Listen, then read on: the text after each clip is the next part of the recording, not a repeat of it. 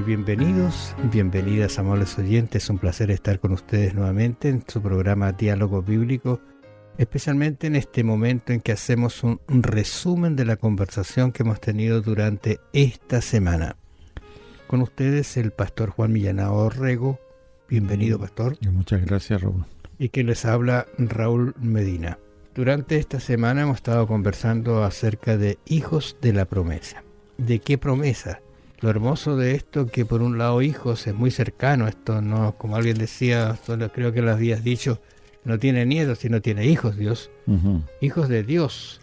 ¿Y de qué promesa? De la promesa que hizo Abraham, y de Abraham en él serían benditas todas las naciones. Interesante ese argumento, válido para pensarlo. Dice en Mateo 28:20, aquí yo estoy con vosotros todos los días hasta el fin del mundo. Un argumento que parte desde el Edén, se mantiene en toda la Escritura y se termina, ¿no es cierto?, como termina el libro de Mateo, la promesa de Dios de estar con nosotros siempre. Llevando esta dinámica de las promesas hechas a Abraham y luego cómo el Nuevo Testamento las va interpretando, cómo la Iglesia del Nuevo Testamento la interpreta y la entiende, y eso está por escrito en la Biblia. Juan el Bautista tuvo una tarea primordial de ser el precursor del Señor.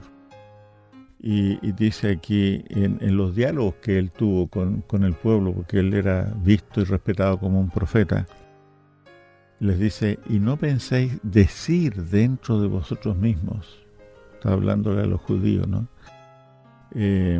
A Abraham tenemos por padre, porque yo os digo que Dios puede levantar hijos a Abraham aún de estas piedras.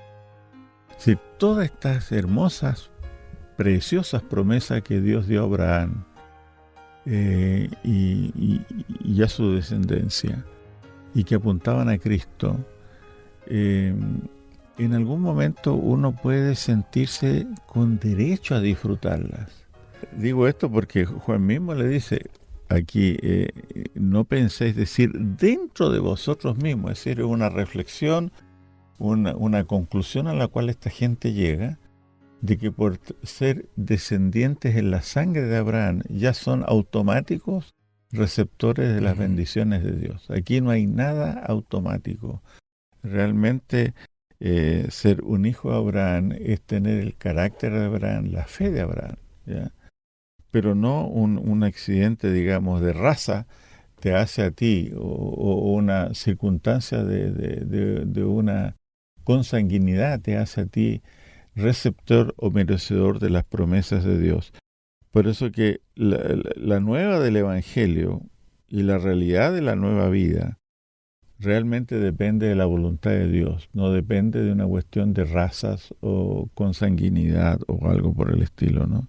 Entonces, la declaración de Juan aquí, el Bautista, y toda la narrativa abrahámica, habla de un juicio contra aquellos que se aferran a una forma de identidad antepromesa. Es decir, o yo acepto la promesa o no la acepto. Si yo no soy de la fe de Abraham, estoy siendo antipromesa. Y estoy edificando mi propia torre de Babel, vamos a decir así, en esos términos. Porque esta gente piensa dentro de sí que por tener a Abraham como padre ya están, digamos, solucionados sus problemas espirituales y se tornan orgullosos y altaneros. Y ese no es el fruto del verdadero Hijo de Dios, ¿no? Y fíjate que allí en Génesis 15:1, aquí hay una expresión que aparece por primera vez en la Biblia. Esto es la palabra de Jehová, fíjate. Dice, después de estas cosas vino la palabra de Jehová a Abraham en visión diciendo, no temas, Abraham, yo soy tu escudo, tu galardón será sobremanera grande. Le habla de una recompensa, de un galardón muy grande, quizás que no se lo imagina. Yo creo que Abraham descansa en el Señor esperando que un día eso realmente se produzca.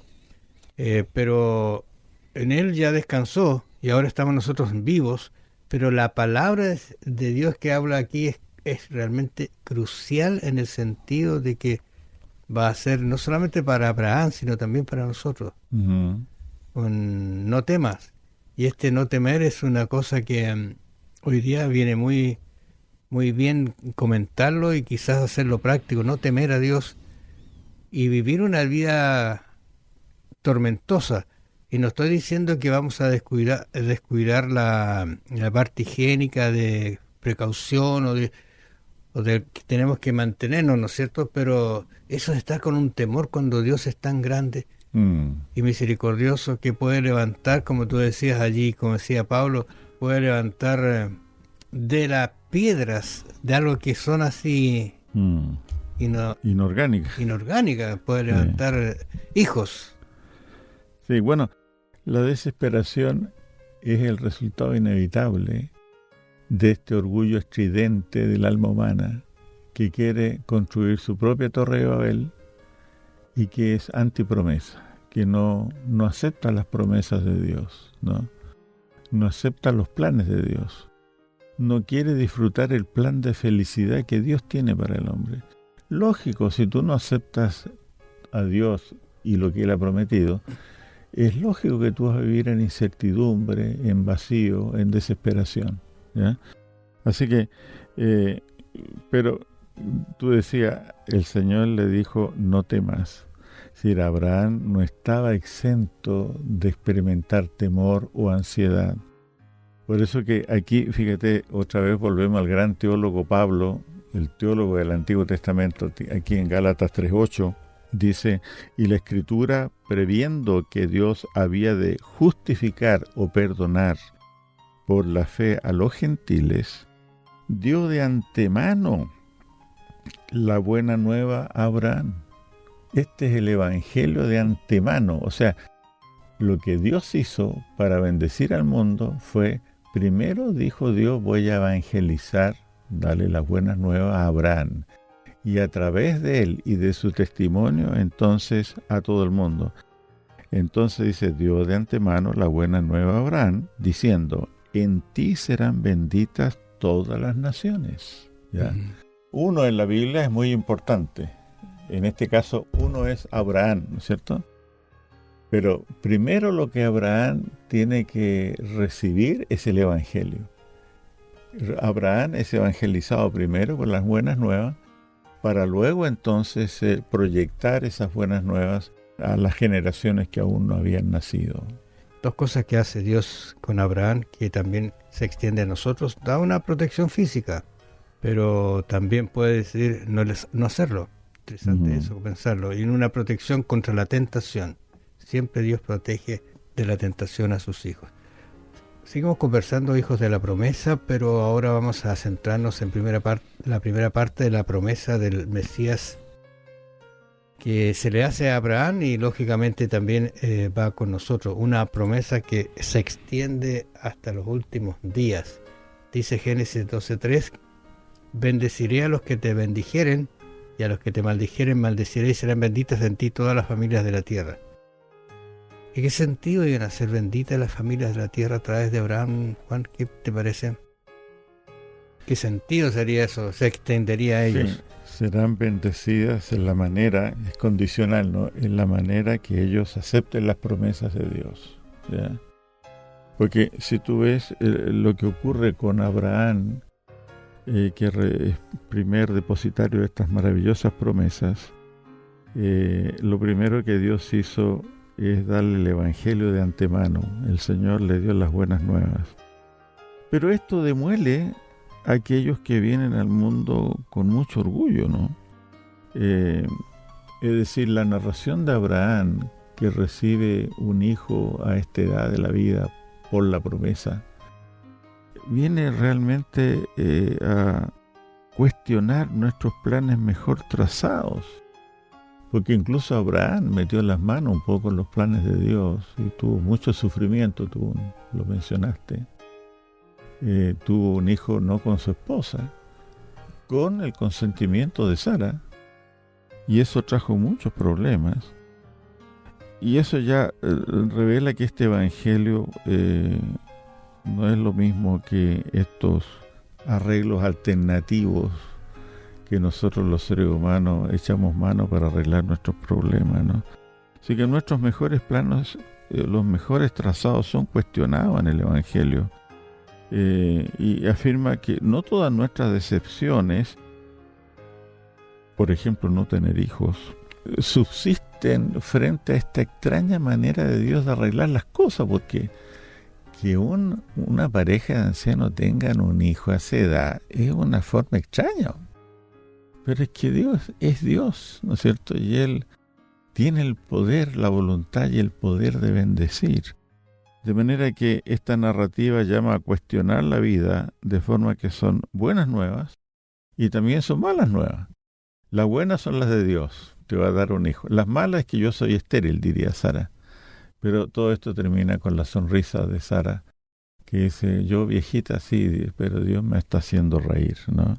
Ahora, cuando uno habla de la simiente, en realidad, si uno analiza a Pablo, se va a encontrar que la simiente es Cristo. Lógicamente, porque mira, Abraham desapareció, prácticamente la descendencia de Abraham casi desaparece, no sé, el remanente que queda son los hijos que fueron fieles, siempre hubo un remanente, pero es bueno que uno piense en este sentido, porque Pablo, por ejemplo, hablando a los de Gálatas, capítulo 3, versículo 29, si vosotros sois de Cristo, y si vosotros sois de Cristo, ciertamente el linaje de Abraham sois y herederos según la promesa. ¿Y a qué le está hablando Pablo? ¿A qué le está diciendo esto? A los de Gálatas. Ahora, si uno analiza con calma, se va a dar cuenta que Pablo ya había dejado a los judíos, porque los judíos lo hacían en Torbá mayormente su trabajo. Sí. Y él en el versículo 16 de este mismo capítulo dice, ahora bien, a Abraham fueron hechas las promesas y a su simiente.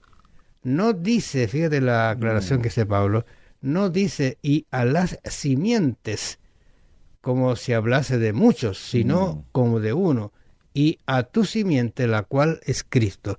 O sea, la base de todo el parlamento, de todo lo que estamos hablando, de toda esta promesa está centrada en Cristo. Él hizo la promesa, indistintamente si nosotros queremos o no, si la aceptamos o no. Está dada el cheque en blanco para que nosotros lo llenemos con las promesas y la bendición de Dios y se haga realidad en nuestras vidas.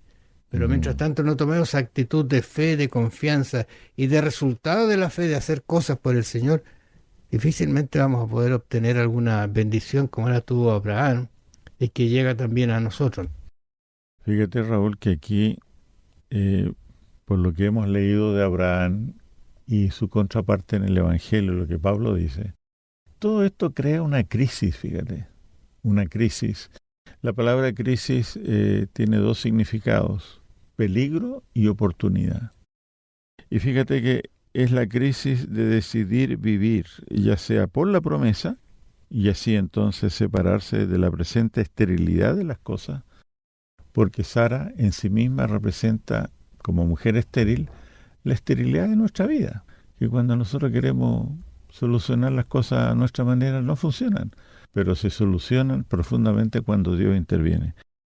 Así que estamos para vivir ya sea por la promesa o vivir contra la promesa, aferrándonos tristemente a este orden de las cosas, ¿no es cierto? Pensar de que un médico, un político aquí y allá me va a solucionar el problema, etcétera, etcétera. A lo mejor podrían ser parte de la solución, pero en última instancia siempre es la mano de Dios. Por eso que el resumen de Lucas, el Evangelio de Lucas acerca de Jesús, es una conclusión que a mí me gustaría leer. Fíjate, Raúl, aquí en Lucas 19, es muy interesante para ilustrar lo que están a favor y lo que están en contra de la promesa.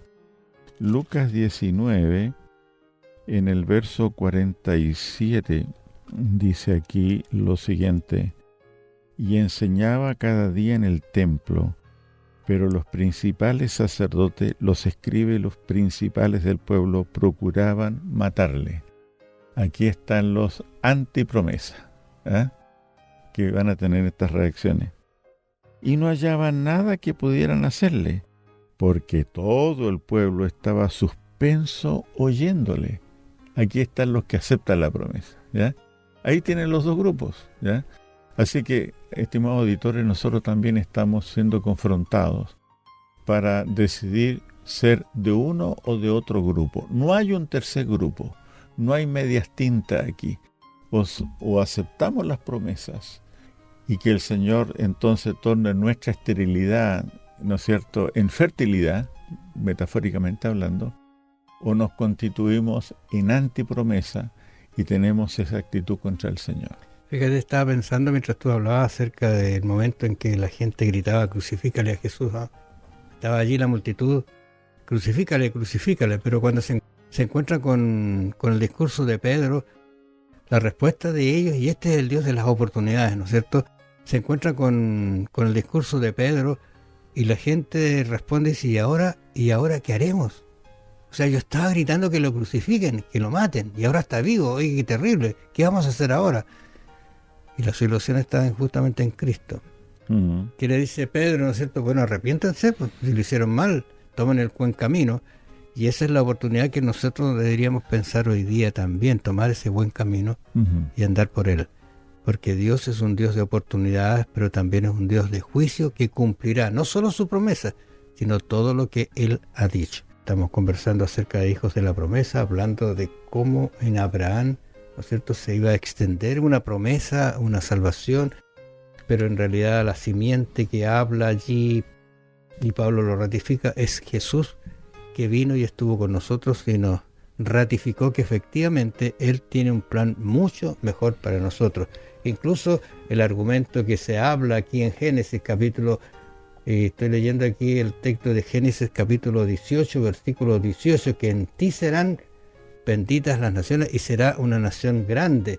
Fíjate que el texto dice puntualmente, habiendo de ser Abraham una nación grande y fuerte y habiendo de ser benditas en él todas las naciones de la tierra, ¿iba a ser esto posible?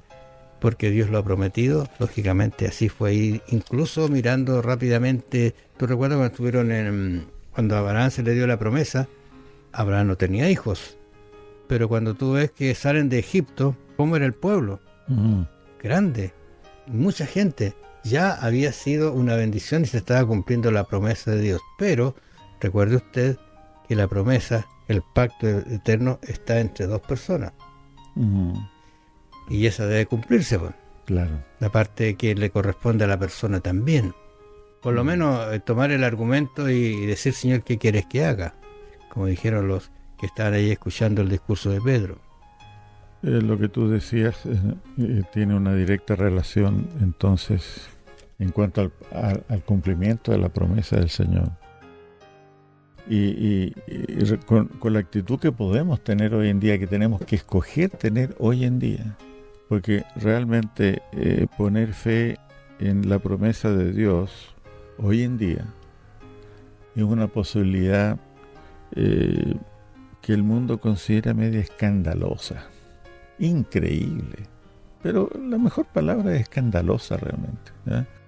El mundo se contenta con una ideología que sustenta la conformidad, que sustenta la opresión, la buena vida, en otras palabras, ¿ya? Ha habido muchas personas que han obtenido dinero últimamente, sus pensiones, y que la han invertido. Fíjate, han aumentado los ahorros por ahí. Pero hay otros que solamente se contentan con la buena vida, como el mundo la entiende hoy en día, ¿no? Entonces, por eso hablamos de un escándalo. La promesa de Dios se considera escandalosa porque la gente hoy en día tiene en vista simplemente la conformidad, la opresión, la buena vida, entre comillas, o la realización propia, ¿ya? Realización profesional, etcétera, etcétera. La promesa pone en peligro realmente o amenaza todo lo que el mundo estima, porque cuestiona todo lo que Dios hace, ¿ya? Pero después de todo, Sara y la comunidad de Abraham tienen la última risa. Por eso que aquí en Lucas capítulo 6, verso 21, dice, bienaventurados los que ahora tenéis hambre, porque seréis saciados. Felices o bienaventurados los que ahora lloráis, porque reiréis. Es una clara alusión, evidentemente, a la cuestión de Sara, ¿no es cierto? Ella quizás lloraba por esa situación, ¿eh? Claro, y recuerda que también hubo llanto con Agar y con Ismael, porque era producto de una manipulación humana todo eso. Hay llantos y llantos, ¿no? Pero aquí, hablando en términos generales, el Señor dice a los que están llorando que si nos aferramos a las promesas de Dios, ¿no es cierto?, ese llanto se puede transformar en risa. Por eso que la última sonrisa siempre es de los hijos de Dios.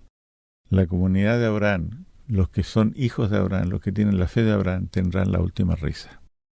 Pablo, hablándole a los Corintios, su primera carta, capítulo 15, 57, mira lo que dice: más gracias sean dadas a Dios, que nos da la victoria por medio de nuestro Señor Jesucristo. No tenemos ningún argumento para decir yo fui ganador, yo gané esto, yo logré esto, sino que por medio de nuestro Señor Jesucristo. Y por medio de Él podemos obtener grandes victorias en nuestra vida, grandes batallas, vencidas, gracias a que Dios, como decíamos, es nuestro escudo, nuestra salvaguardia, y por eso podemos confiar en la simiente. Y la simiente no es la de Abraham, sino la de Jesús mismo. Esa es la simiente. Y fíjate que lo que tú dices de la simiente aquí en 22:18, en tu simiente serán benditas todas las naciones de la tierra, por cuanto obedeciste a mi voz. Y fíjate que 22:18 es un texto, es una promesa que dirige nuestros pensamientos a Cristo, que es tu simiente, como tú bien nos explicabas momento atrás. Y así lo entendió Abraham, lo que leíste también en Gálatas 3:8 y 16, ¿ya? Y entonces Abraham confió en Cristo para obtener el perdón de sus pecados, y fue esta fe la que le contó como justicia, ¿ya? Y todo esto, Raúl y estimados oyentes, está a nuestra disposición para que la victoria de Abraham pueda ser nuestra victoria. Y todo eso a través del poder, a través del amor y el poder de nuestro Señor Jesucristo. Hoy día quizá uno podría argumentar que estamos siendo probados como Abraham, pero uno dice, bueno, yo no escucho la voz de Dios, no sale a mí al paso en la noche, no me muestra las estrellas como Abraham, pero resulta que deberíamos tener cuidado porque nosotros tenemos la palabra de Dios. Y la palabra de Dios es clara en llamarnos, en darnos argumentos y decirnos, mira, yo estoy a la puerta llamando, yo estoy a la puerta diciéndote, ven, haz caso a mis indicaciones, no andes por tu camino, porque las consecuencias pueden ser terribles. Y de hecho Abraham, como tú mencionaste de paso, tuvo unos problemas bastante serios, que dice, ¿cómo es un hombre de fe con lo que pasó? Pero mira, qué condescendencia tuvo Dios. ¿Tú recuerdas cuando Abraham encontró estos amigos que venían en el desierto, los invitó a quedarse al final? Esa conversación tan especial que tuvo con esos personajes, que se quedó con él, y que piensa, ¿cómo no le voy a decir a Abraham lo que voy a hacer? Mira qué diferencia. Pero ahí tú estás citando un caso extraordinario de cómo Dios interviene en las historias de las familias. Si no es la historia de la humanidad, si en forma abstracta, sino que aquí, cómo Dios se involucra, el Dios tan grande y eterno se involucra con una familia, en este caso la familia de Abraham, que no tenían hijos, ¿no? Por eso que esta visión de la no involucración de Dios en la vida nacional y de su pueblo es una seria herejía, es una herejía ante Dios, ¿no? Porque el Dios de la Biblia siempre intervino en este mundo, y interviene no meramente por pueblos, naciones, hasta por familias, como hemos leído aquí. Actúa en favor de su pueblo misionero. Dios actúa en estos tiempos históricos, en estos planos históricos, ¿ya? Y hemos venido aprendiendo a través de Noé, el diluvio con Abraham, la esterilidad, etcétera, que Dios puede cambiar las situaciones, Dios puede cambiar incluso sus planes, y sus promesas pueden ser anuladas, como también pueden ser mantenidas, ¿no? ¿Qué es lo que Dios busca? No la indisposición o indiferencia, sino que Dios busca el compromiso, la obediencia, la gratitud de su pueblo. Cuando esto ocurre, entonces sus promesas se van a cumplir, ¿no? Tenemos que tener cuidado también con como los judíos se consideran excepcionales por ser hijos de Abraham. Tener cuidado con ese excepcionalismo, ¿ya? Porque hasta el hombre de la fe, el patriarca de la fe Abraham, tuvo sus problemas, sus caídas, pero la gracia de Dios sobreabundó. Qué precioso Salvador tenemos en Jesús realmente, porque nos da seguridad, nos da auxilio, confianza y paz hay en Él. Es el disipador de todas nuestras dudas. la prenda de todas nuestras esperanzas. Que el Señor los bendiga. Nos vamos a encontrar la próxima semana.